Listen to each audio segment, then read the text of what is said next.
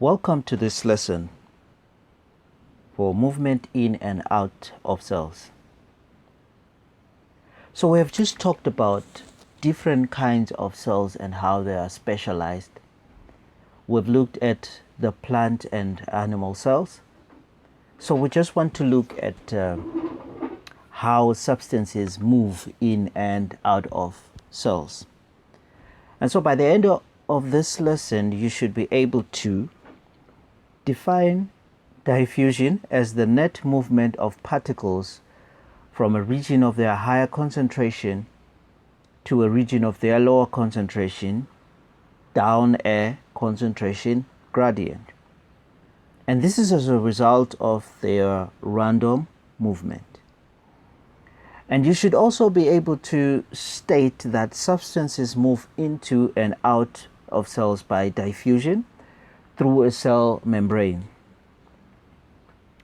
You should also state that water diffuses through a partially permeable membrane by osmosis, and also define osmosis as the net movement of water molecules from a region of higher water potential to a region of lower water potential through a partially permeable membrane. And you should also state that water moves in and out of cells by osmosis through the cell membrane. And by the end of this lesson, you should be able to investigate and describe the effects on plant tissues when you immerse them in solutions of different concentrations. Let's dive in, shall we?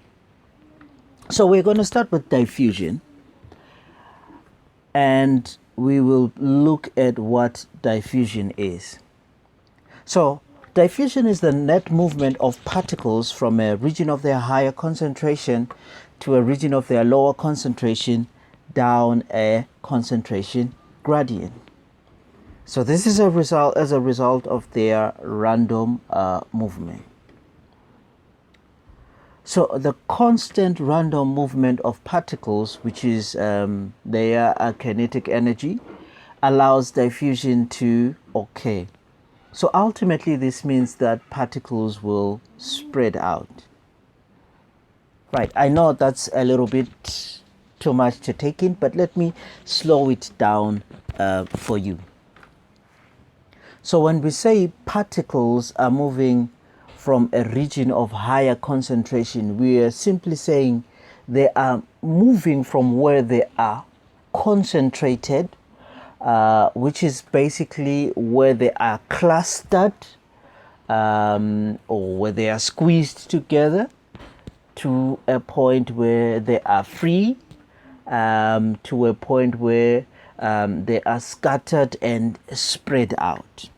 So that's just in simpler terms what diffusion is.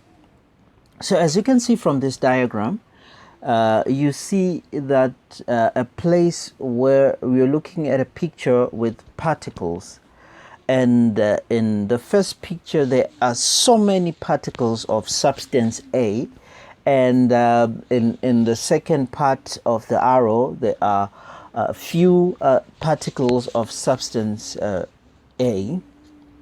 So according to the diffusion logic, the particles will move from the left side of the arrow to the right side of the arrow. Let's consider using an illustration of perfume. If you've ever used perfume, you note that it's inside a bottle or a container. So when you press that cap or the lid of the container and you open, the particles of the perfume will move out, and you will begin to get the scent or the smell of the perfume from further off from the perfume bottle itself. In that instance, it simply means that diffusion has occurred. So what you just did was you opened up, and because the particles are under pressure to move. They moved out of the container where they were highly concentrated. So what that also means is they interact with other perfume, so when the perfume particle reaches out, I'm just going to give it some human-like features.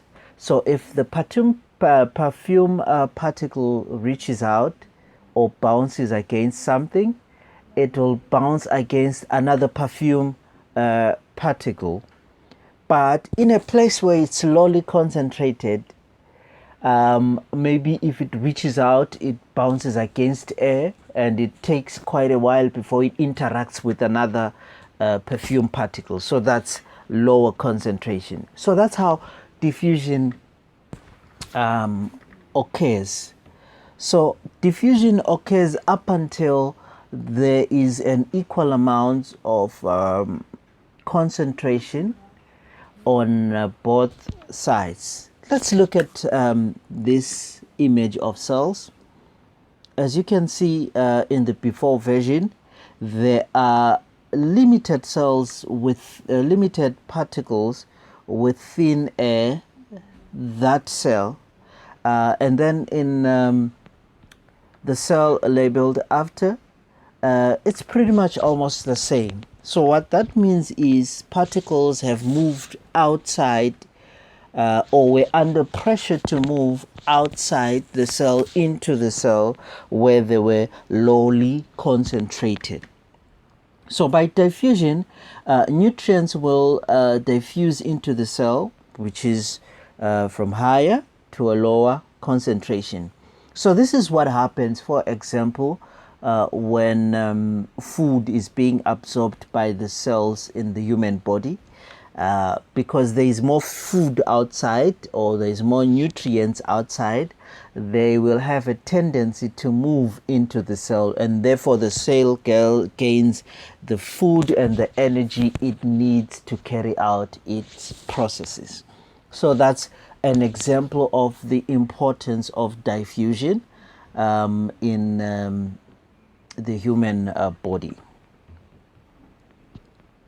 So factors affecting diffusion. So there are certain factors that affect the rate of diffusion. So surface area. So when we're talking about surface area, we're talking about the area in contact with the cells.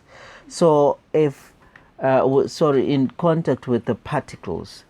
So if the cell is larger, what does that mean? It means more substances can therefore move into the cell, because a lot of the cell is in contact with the particles.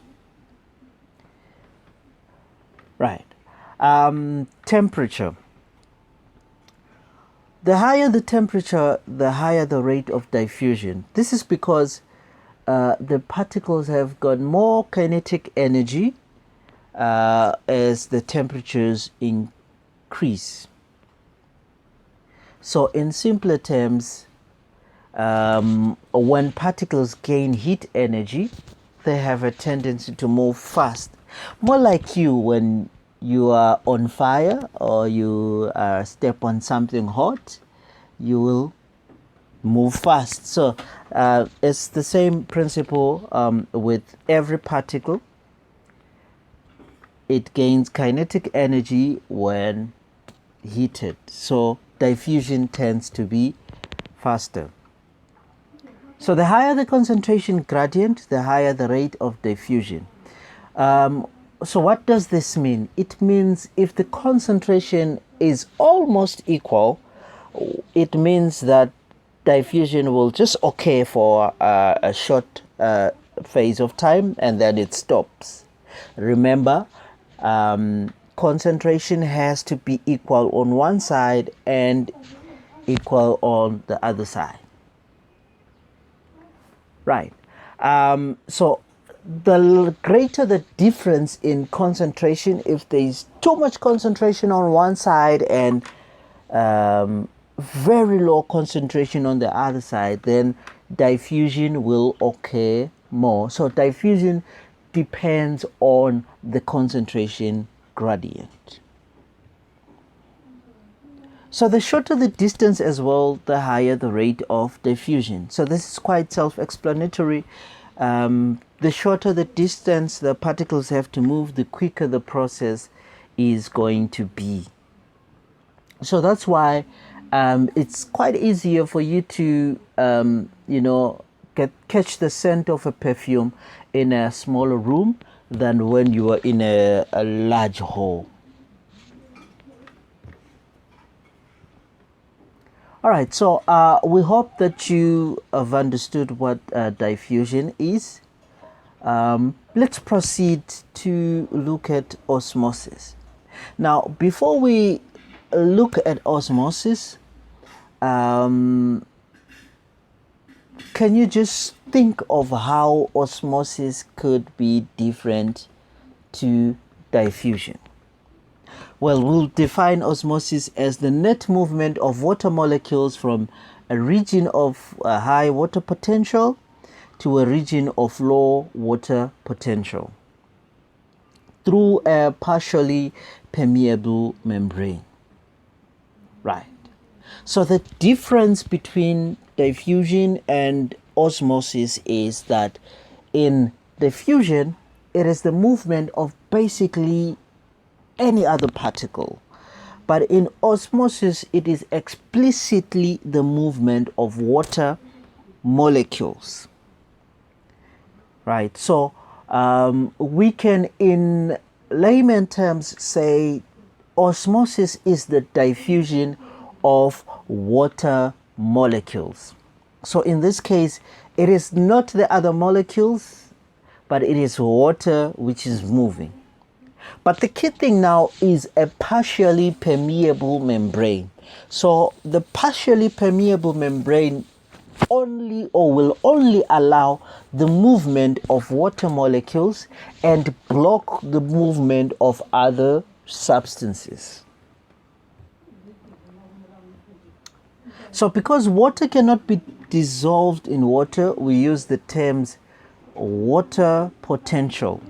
For a very dilute solution, because it has a lot of water, we say it has a high water potential. For a very concentrated solution, by very concentrated solution, we are simply saying there is a lot of molecules or other particles, for example, salts and stuff like that, which is dissolved in the water. And so it has got a low water potential. So water will move from where it has got high water potential to where it has low water potential. I hope that is understood. So let's analyze that a little bit further. So the left-hand side of the beaker has less solutes.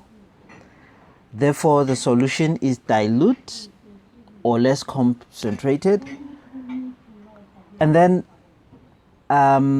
under normal circumstances, the sugar molecules will move from where they are highly concentrated to where they are lowly concentrated, or they'll move from the right hand side to the left hand side. But that's diffusion. Okay? When we're talking of osmosis, we're saying the water molecules will move instead. So they will move to the right hand side until there is equal concentrations in both of water in both sides. And this is facilitated by the semi-permeable membrane, which blocks the movement of the sugar molecules in this case and allows water to move in. So therefore osmosis has occurred. All right, so let's consider these scenarios. When we add a cell into pure water, there will be a higher potential outside the cell than inside the cell, and therefore water will move into the cell. So as water moves into the cell, it becomes turgid. Turgidity, or the term turgid, it simply means the cell has absorbed too much water, and the vacuole and cytoplasm, whatever the case is full of water. So an animal cell can burst if it has too much water, but a plant cell has support from its cell. You remember when we talked about plant cells, we talked about the cellular cell wall, which is around, which gives the structure to the animal, to the plant cell. So it avoids, or it helps the plant cell, keep its shape and not burst if it has too much water inside it.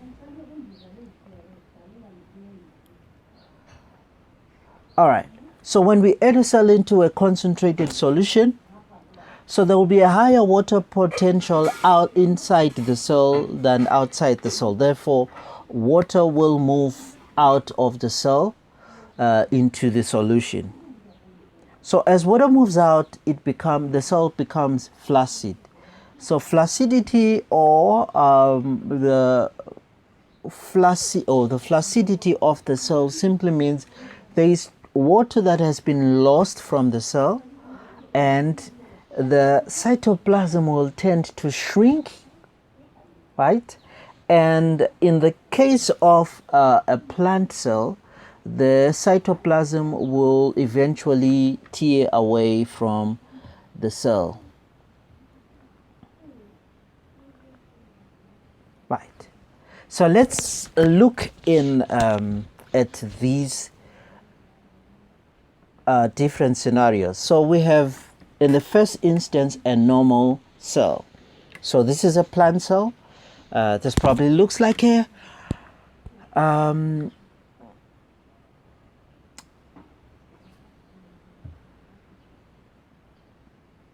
plant cell where photosynthesis occurs.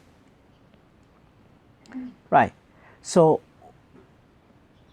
when you put a cell, or like the normal cell, it simply means like this. It simply means the concentration outside and inside the cell is probably the same.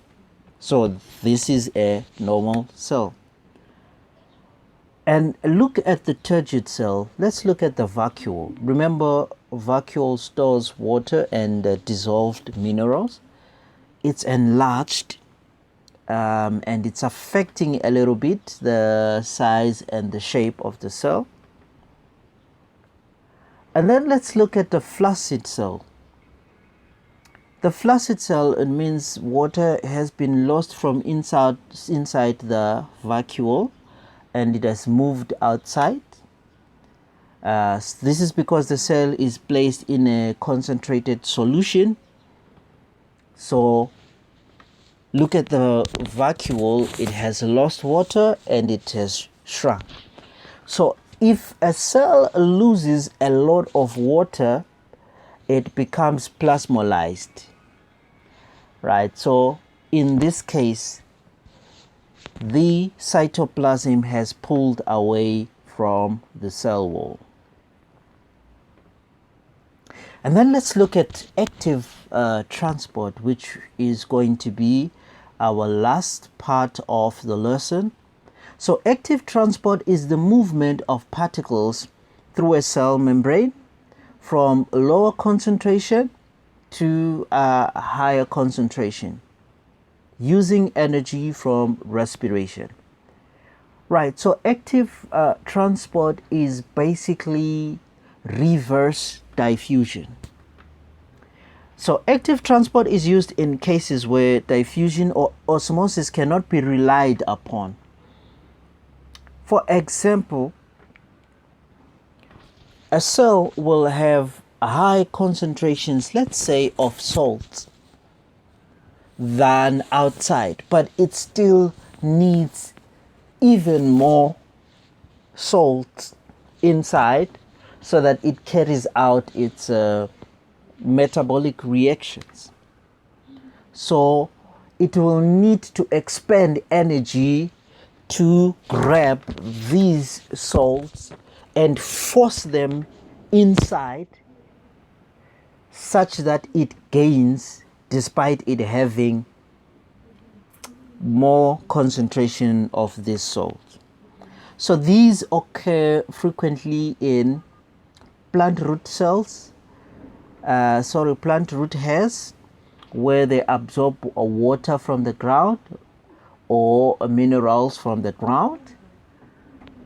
In the villi or epithelial cells, which are found in the gut, you'll find out that there are substances like sodium which are needed by the cells, but the cells already have too much of, but they still need to forcefully absorb, and therefore active transport occurs. Right, so this is an illustration. So as you can see from the first image, there are three, let's just say sodiums. There are three sodium molecules inside the cell and one outside.